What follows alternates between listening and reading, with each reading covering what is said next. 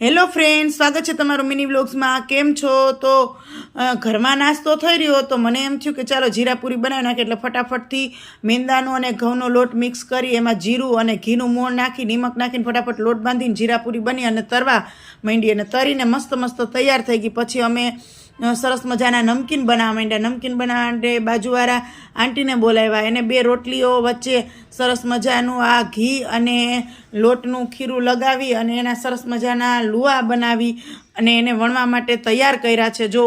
અને આ રેસીપી જરૂરથી જોજો અને તમે બી ટ્રાય કરજો, કારણ કે આમાં એટલું બધું કંઈ ખાસ નથી, ઇઝી છે।